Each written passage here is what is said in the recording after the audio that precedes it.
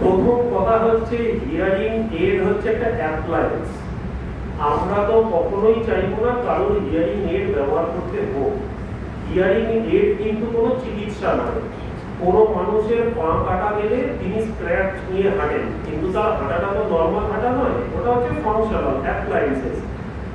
Hearing add তাদেরই ব্যবহার করতে হয় যাদের অলরেডি অডিটরি নার্ভ এবং যে কক্লিয়া সেটা অনেকাংশে ড্যামেজ হয়েছে এবং sensory neural hearing loss develop করেছে। এক্ষেত্রে আপনি যেটা জিজ্ঞেস করছেন কোন হিয়ারিং এড ব্যবহার করা ভালো, দেখুন বিভিন্ন রকম ইন্ডিয়ান এবং ইন্টারন্যাশনাল ব্র্যান্ড রয়েছে। আমরা এখানে কোনো ব্র্যান্ড নিয়ে কথা বলতে চাই না, কিন্তু basically digital hearing aid use করা হচ্ছে ভালো। ডিজিটাল প্রোগ্রামেবল হিয়ারিং এড কারণটা কি, জাস্ট চশমার মতো। ধরুন কেউ যদি বাজার থেকে দোকান থেকে একটা চশমা কিনে এনে চোখে লাগিয়ে দিল, আর সে পাওয়ার টেস্টিং করে সেই পাওয়ারের মতন একটা কাস্টমাইজ চশমা বানালো, দুটোর মধ্যে যা ডিফারেন্স এটা হচ্ছে ঠিক তাই। ডিজিটাল হিয়ারিং এড এবং সেটা যদি প্রোগ্রামেবল হয় তাহলে অ্যাকর্ডিং টু দ্য রিপোর্ট যেমন যেমন ফ্রিকোয়েন্সিতে হিয়ারিং লস আছে ওইটার মধ্যে সেরকম প্রোগ্রাম করে দেওয়া যায়। তারপরে clarity of sound will be on much higher side. এই জন্য যদি হিয়ারিং এড ইউজ করতে হয় তাহলে digital programmable hearing aid use করা ভালো, কিন্তু we will suggest prevention is better than cure। সেই জন্য আগে ড্যামেজ করে পরে হিয়ারিং এড নেওয়ার থেকে বেটার হচ্ছে ড্যামেজ টাইম যাতে না হয় তার জন্য সচেতন হওয়া। Nowadays more and more patients are coming with young adults and adolescent age group, so that was not the case one decade back. So basically sensorineural hearing loss was with the elderly age group for more than 60 years.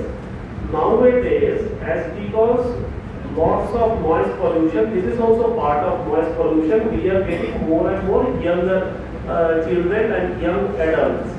And in different study, we have seen that maybe this is one of the major reason of getting these young generation patients with sensorineural hearing loss.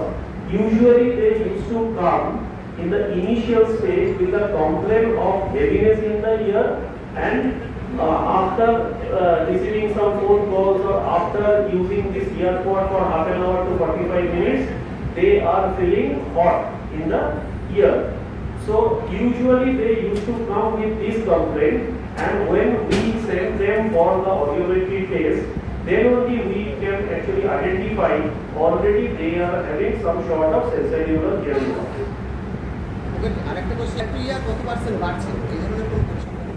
AY West বেঙ্গলের কাছে এই মুহূর্তে এরকম কোনো exact data নেই, কিন্তু সারা ভারতবর্ষে, কারণ এইগুলো কোনো অ্যাসোসিয়েশনের তরফ থেকে এইটা কিন্তু পাবলিশ করা মুশকিল। কারণ হচ্ছে এখন অনেক রকম নিয়ম কানুন আছে, যে কোনো স্টাডি করতে গেলে এথিক্যাল ক্লিয়ারেন্স লাগে, অনেকগুলো স্টেপ কমপ্লিট করে তারপরে একটা স্টাডি পাবলিশ করা যায়। ইউজুয়ালি এই জন্য এই সমস্ত স্টাডিগুলো আসে কোনো টিচিং ইনস্টিটিউট থেকে, যেখানে এথিক্যাল কমিটি রয়েছে, ইউনিভার্সিটির এথিক্যাল কমিটি ক্লিয়ার করার পর তারপরে এইসব স্টাডি হয়। এই কিছুদিন আগেও ইন্ডিয়ান সোসাইটি অফ ওডোলজির একটা পেপার পাবলিশ হয়েছে, যেখানে হচ্ছে এটা দেখা যাচ্ছে যে অনেক ইয়াং এজ গ্রুপের পেশেন্টেরও এই যে ফোনম মিউজিক বা এইসব যদি হয় তার থেকে হচ্ছে এই হিয়ারিং লস হচ্ছে। যদি আপনারা চান আমি পরে ওই পেপারটাও শেয়ার করব। এটা হচ্ছে অ্যাকচুয়ালি এটা শুধু এই একটা সেন্টেন্স দিয়ে এটাকে এক্সপ্লেন করা মুশকিল, কিন্তু এটা ঘটে। কিন্তু খেয়াল করে দেখবেন অধিকাংশ সময় হয় সেই মানুষটা যখন একটা খুব শান্ত পরিবেশের ঘরে বসে আছে, দুভাগ দূরে 1:1 কথা বলছে, তখন আস্তে কথাও শুনতে পাচ্ছে।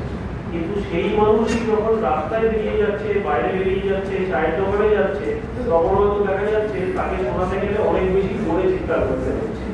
এটার কারণ হচ্ছে যে যদি একটা mild to moderate degree hearing loss থাকে, সেন্সরিনিউরাল হিয়ারিং লস থাকে, তারা কিন্তু যখন পেরিফেরাল অ্যাম্বিয়েন্ট সাউন্ড ডিস্টারবেন্স থাকবে না এবং কাছাকাছি থেকে কথা বলা হবে, তখন কিন্তু তারা ভালো শুনতে পাবে।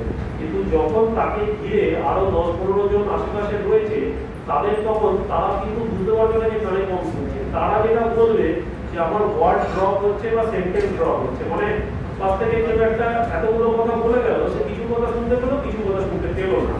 এটার কারণটা কি? কারণ পেরিফেরাল অ্যাম্বিয়েন্ট নয়েজ ডিস্টারবেন্সের জন্য যেহেতু তার হিয়ারিং এবিলিটিটা এমনিই কম, তিনি অনেক কিছু আওয়াজ শুনতে পাচ্ছেন। অনেকে আবার বলে কি সে বলতে লজ্জা পায় যে কানে কম শুনে। কে বললেন কানে কম শুনি? সেটা দেখুন, এখন লজ্জা পেয়ে তো কোনো লাভ নেই। এবার যা যা অসুবিধে সেটা তাকে সেরকম ভাবে চিকিৎসা করতে হবে। লজ্জা পেলে আলটিমেটলি তারই ক্ষতি, যখন আইডেন্টিফাইড হবে অলরেডি অনেক লেট স্টেজ। আরো একটা জিনিস বলি যে কানে শোনার মেশিন আপনি যেটা জিজ্ঞেস করছিলেন, বিভিন্ন টেকনোলজি আছে। তার মধ্যে একটা টেকনোলজি মানে আমরা দেখি যে ইউজুয়ালি লো সোশিও ইকোনমিক ক্লাস এবং মানে মিডল টায়ার যে সেকশন, তাদের মধ্যে কিন্তু কানের মেশিন নেওয়ার অ্যাকসেপ্টেবিলিটি অনেক high than the higher socio economic class. এর একটা অন্যতম রিজন হচ্ছে কসমেটিক্স। অনেকেই ভাবেন যে কানের বাইরে ওরকম একটা হিয়ারিং এড নিয়ে যদি আমি ঘুরে বেড়াই তাহলে আমাদের দেখতে কেমন লাগে। এখানেও ইম্পর্টেন্ট হচ্ছে আর্লি ডায়াগনোসিস, কারণ এক ধরনের হিয়ারিং এড পাওয়া যায় that is called CIC machine, complete ইন্টারক্যান্ডার। সেটা কিন্তু কানের ভেতরে ঢুকে যায় এবং সেটা বাইরে থেকে দেখা যায়। কিন্তু সেই হিয়ারিং এডটা কার্যকরী হয় যখন up to moderate degree hearing loss থাকে। যদি সিভিয়ার ডিগ্রি হিয়ারিং লস হয়ে যায় তখন কিন্তু সেই সিআইসি মেশিনেও কাজ হবে না।